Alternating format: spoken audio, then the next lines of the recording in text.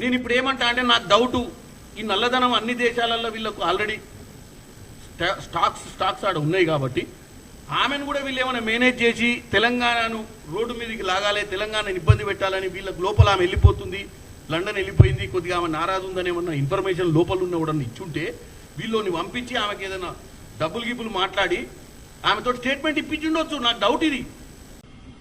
మళ్ళా కేసీఆర్ గారు 3 ఏళ్లకే ముఖ్యమంత్రి అవుతాడు. 3 ఏళ్లకు ముఖ్యమంత్రి కేసీఆర్ గారు 3 ఏళ్లకు ముఖ్యమంత్రి అయితే దేనికి అవుతాడో నాకు తెలియదు. మరి స్వర్గానికి అవుతాడా నరకానికి అవుతాడా ఆయన.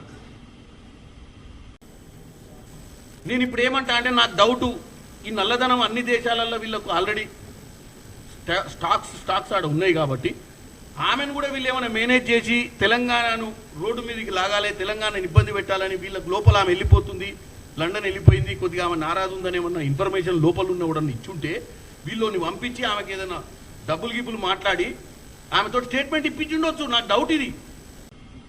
మళ్ళా కేసీఆర్ గారు 3 ఏళ్లకే ముఖ్యమంత్రి అవుతాడు. 3 ఏళ్లకు ముఖ్యమంత్రి కేసీఆర్ గారు 3 ఏళ్లకు ముఖ్యమంత్రి అయితే దేనికి అవుతాడో నాకు తెలియదు. మరి స్వర్గానికి అవుతాడా నరకానికి అవుతాడా ఆయన.